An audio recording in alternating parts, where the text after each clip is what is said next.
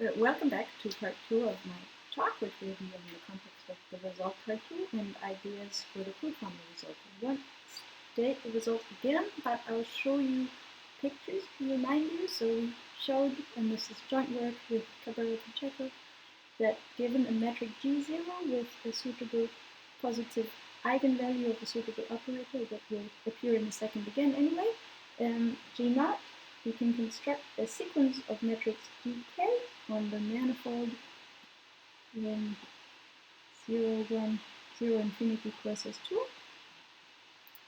which has non-negative scalar curvature, is Schwarzschild, is asymmetric to the Schwarzschild metric of mass Mk, positive Mk, outside some parameter value Sk, not to the full Schwarzschild, but to some part of the Schwarzschild manifold outside some radius. Has minimal, strictly out and minimizing inner boundary, and mass Mk, and converges in C1 alpha for any alpha between 0 and 1 to a metric G infinity on the same manifold that looks like a non-round in general cylinder starting from G0, cylindrical in the sense that the area of each of the S equals constant cross sections has the same area, to a parameter S infinity, from which on it will be a full Schwarzschild of some mass M infinity starting at the horizon of that Schwarzschild. So in particular, the surface S equals 0, where we have the metric G0 at the induced metric on the boundary, is not strictly out and minimizing, but weakly out and minimizing, and recall also that across the surface S equals S infinity, where the cylinder is attached to the Schwarzschild, the metric is not smooth, but only C11, not C2. It's smooth everywhere. That's the limit metric. All the others are completely smooth, and all of them are, of course, geodesically complete all the way down to the boundary.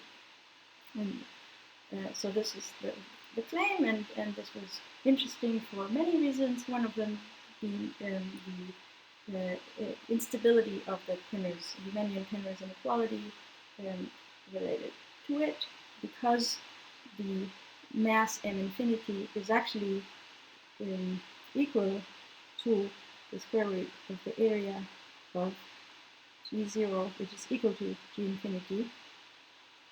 So the reduced metric on the boundary by gamma infinity divided by 16 pi, which was the equality case of the Riemannian Penrose inequality, even though gamma infinity is not isometric everywhere to the Schwarzschild metric of mass M infinity. So this does not contradict, of course, the fact that the Penrose inequality is only digit on Schwarzschild, but because this metric is not in the class of manifolds considered there. Okay, but in this part, I would like to talk about the relation of our results to the Mandoulidis Schoen construction, and actually how we use, or first explain to you the Mandoulidis Schoen construction, and then in part 3, I'll explain to you how we have to refine the Mandoulidis Schoen construction in order to get our results, and which new ideas go into that. But let me first tell you about the Mandoulidis Schoen construction, and I'll first do that in pictures as well. So in the Mandoulidis Schoen construction, we have a manifold just like one of the members of our sequence. So I copied the picture on purpose, and so speaking from S equals 0 onwards to the right, at S equals 0, of course, we have this given surface of the metric G0 on the sphere, which has positive first eigenvalue of minus the Laplacian G0 plus Gaussian curvature of G0. This is the property of the metric we choose. And then what they obtain is that there's a manifold with non-negative scalar curvature, which is smooth, asymptotically flat of some Sm, actually isometric to Schwarzschild outside some specific radius, isometric to a piece of Schwarzschild also outside some radius, as indicated in this picture, and such that the mass of this manifold M is strictly less than the value on the left-hand side of the Penrose inequality.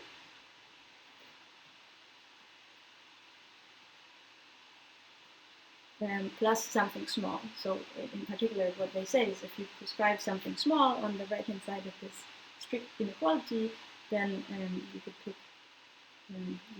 an M and then construct a manifold of the type I showed you, having that mass.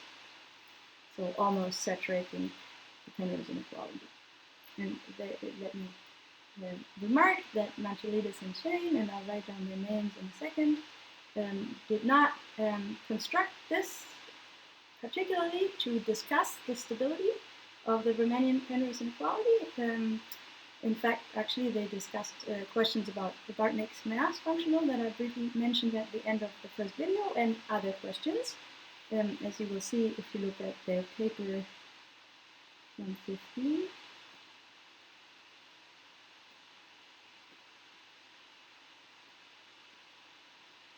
But there's a fuller CQG Plus article by Mandoulidis where he explained, in the same year, where he explained in what sense their construction allows to conclude some indication of instability or some aspect of instability of the Riemannian Penrose inequality. And the idea is that we have this, they construct this manifold of mass M, which is like almost saturating the Riemannian Penrose inequality, yet the inner boundary can be very far away from round. It just has to satisfy this eigenvalue condition here. And this can be satisfied. Any positive Gaussian curvature metric satisfies this, so they can be very far from exactly round. And even though in the rigid case of the Riemannian Penrose inequality, we would have to be Schwarzschild, so in particular have a round boundary. So in that sense, it was an instability they saw at the inner boundary, and our result is a refinement of their construction to be able to conclude that this actually is an instability in the sense of convergence of manifolds in the C1 alpha and compact subsets topology, and any topology applied. So let me write this a little bit more precisely. So this is the Mandoulidis Schoen result from 2017. There is given delta small. There's n gamma, n3 gamma, smooth Riemannian manifold.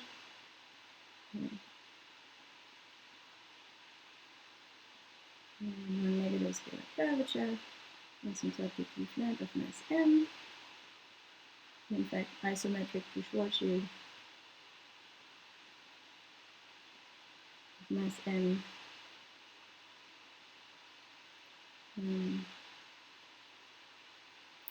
Outside some compact set.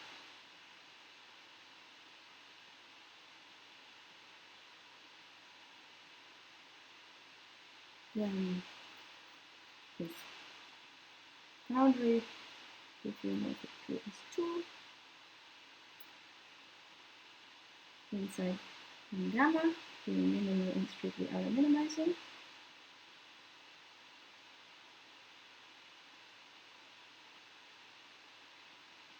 And of course, I forgot to write that they are also, of course, given a metric G0 minus 2, or in a manifold diffeomorphic to S2 anyway, with this eigenvalue condition.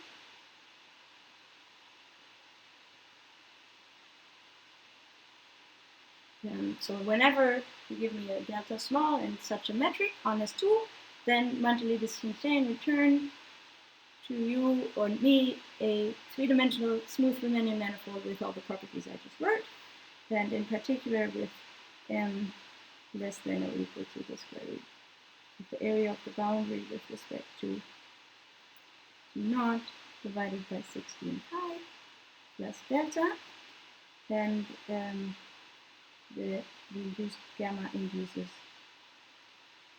T0 in the boundary. Okay. And so, as I said, this indicates some instability, and the theorem I put with Pacheco makes this into a precise statement of instability in terms of sequences of Riemannian three-manifold.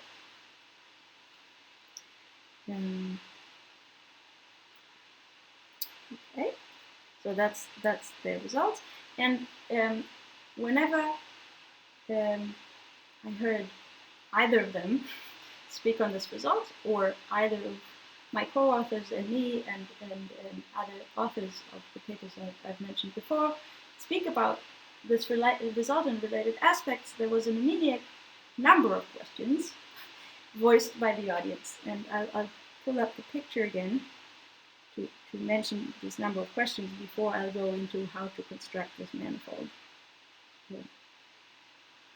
So looking at this picture and remembering that it was almost saturating the Penrose inequality, the question was, if I now take a sequence of such manifolds, as we've discussed before, what can happen to it? Will the cylinder, the blue region, crash to just one two surface, or will it converge to something which is something like a cylinder with constant area foliation of constant length, or will it actually become infinitely long necessarily? And the same questions can be asked for this green region, which Mandoulidis and Schoen call a bridge region. Will it crash to a surface? Will it stay over finite width or length?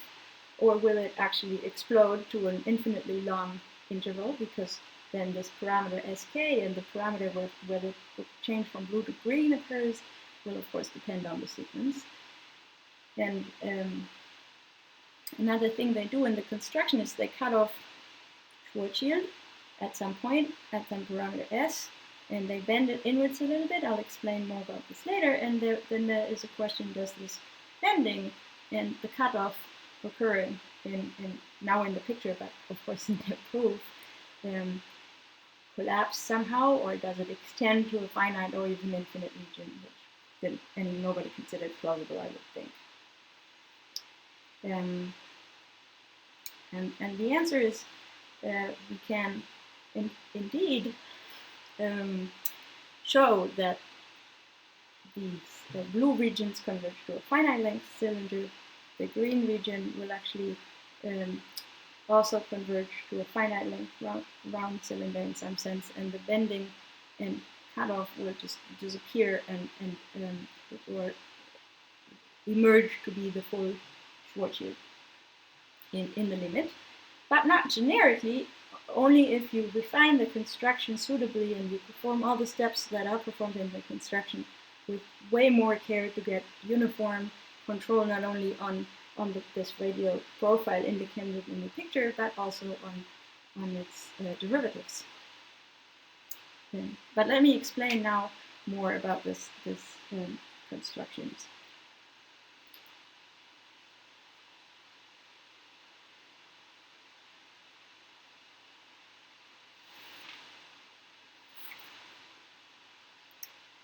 So superficial.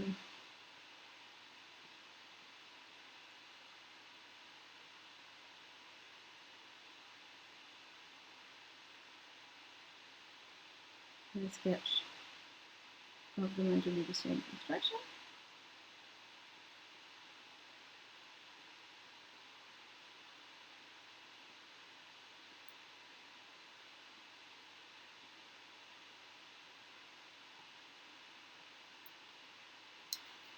So given this G naught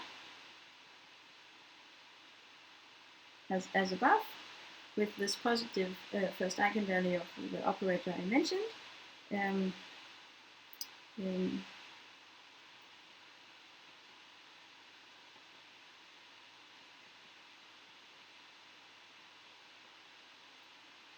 area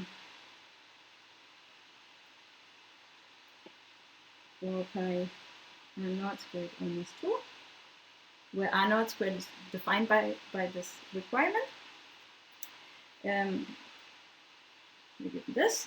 Then there is in step 1, which corresponds to the right blue region in my sketch that they call the color.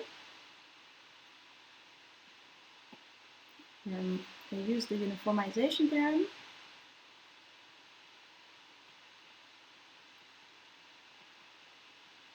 in combination with a gauge fixing procedure,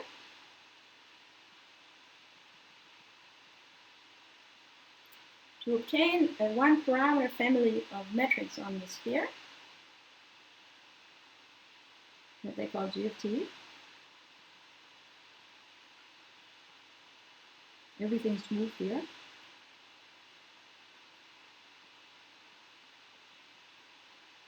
Matrix on S2, which has lambda 1 of minus lambda Laplacian of G of t plus Gaussian curvature of G of t, strictly positive for all t.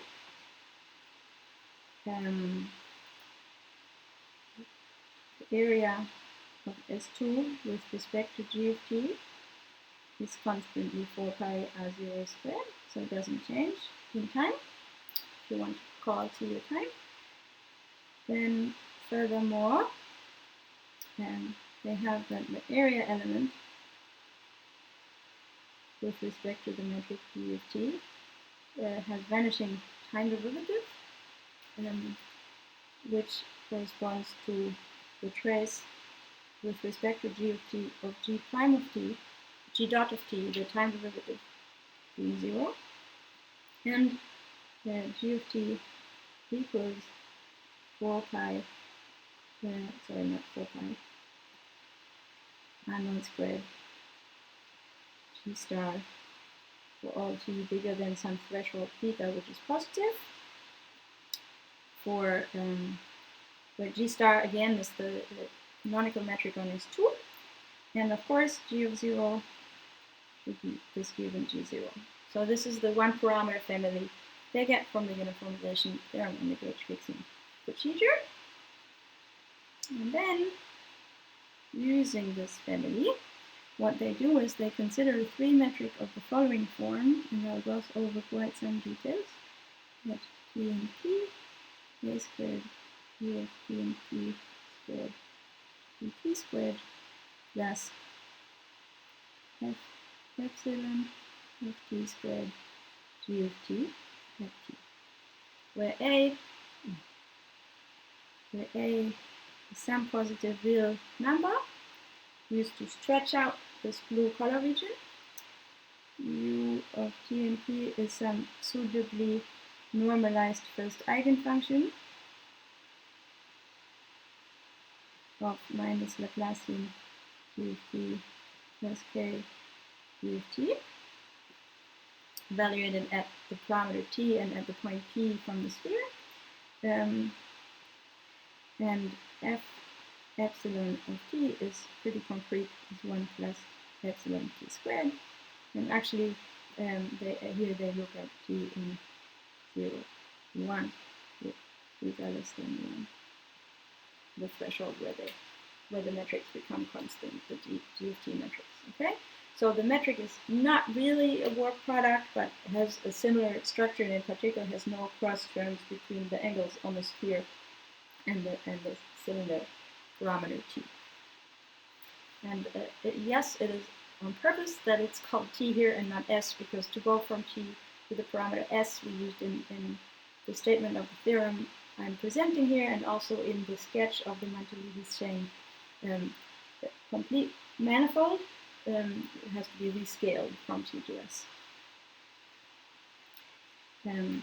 And then what they find is that if they choose A suitably large and epsilon suitably small, then they can make this metric have non-negative curvature.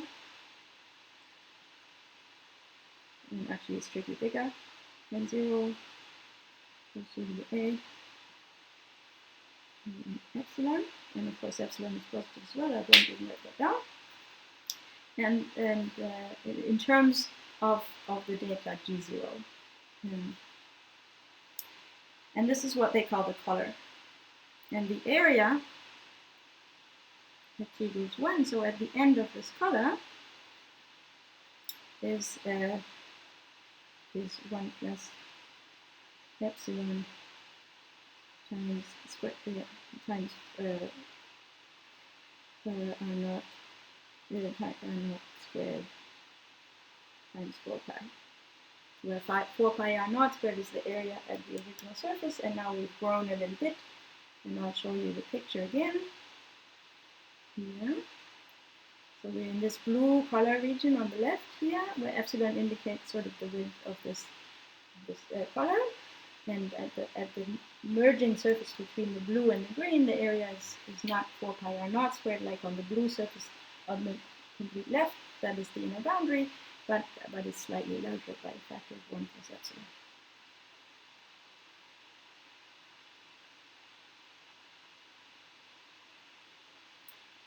Okay, fine. So that's what they can do in this color region. And then in step 2, which is about the third region, so the Schwarzschild region, which I drew in orange, they take Schwarzschild of mass m,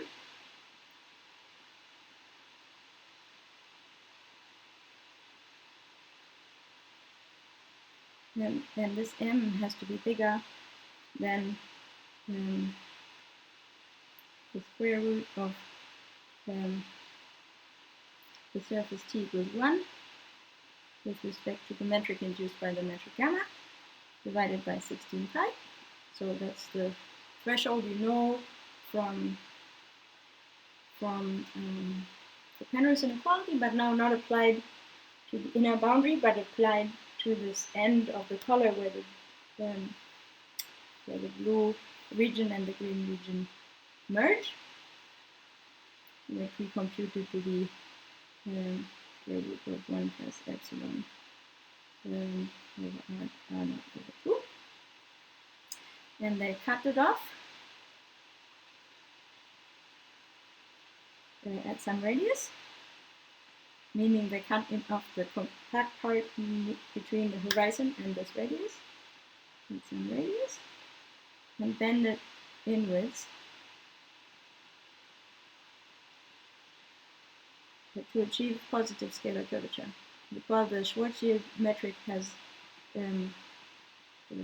0 scalar curvature, and that is not particularly nice for modification purposes, which is what we're going to do later, or what they are doing later. So if we want to modify something, we first need to make it have positive scalar curvature, and they achieve that by bending it inwards after cutting it off. And in the sketch, this is drawn in red.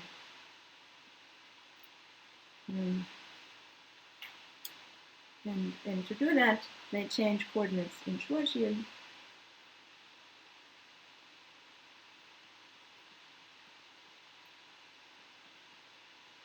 And in the new coordinates, the metric on Schwarzschild takes the form es squared plus of s squared g star. We call g star is the canonical metric on the sphere. So of s is in some sense the radial profile of the orange part of the Riemann manifold that I showed you in the picture. And here s is in the closed interval 0 to infinity. So that's one of the coordinate changes I promised to show you in the first video, that you can make on Schwarzschild to have coordinates that extend smoothly onto the boundary, which is now the minimal surface at s equals 0. Okay, so this is the s coordinate in the picture, and in this coordinate, they then open and bend inwards and cut off at some radius the Schwarzschild metric to have positive scalar curvature. And then in step 3, which is the part of the bending, which I do in big, if I remember correctly, the bridging.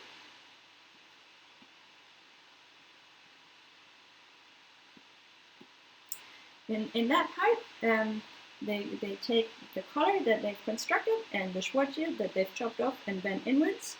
Maybe this is a good picture of the slopes, and they want to bridge it by a positive scalar bridge.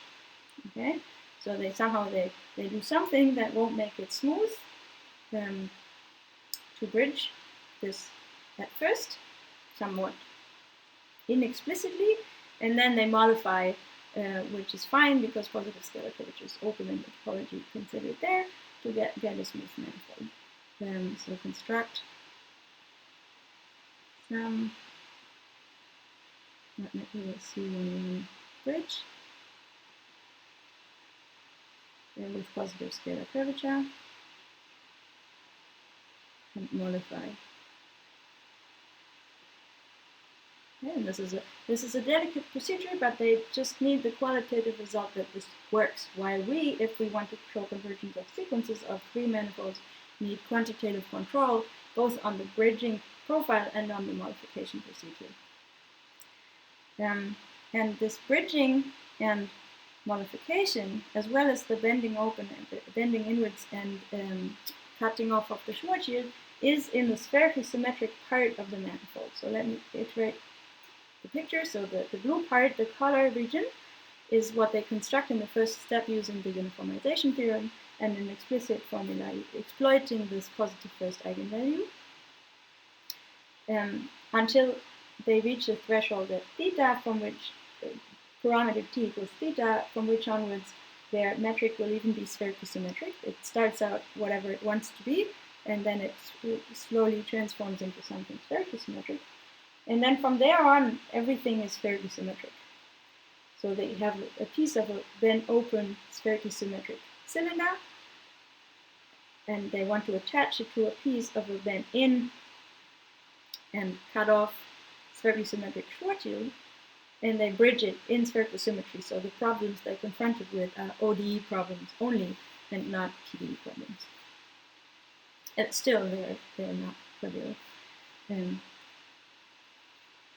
Okay, so that's the general picture of the Mandoulidis Schoen procedure. And before I stop this part of the talk, let me write down that we need the refinements of this, which are more quantitative.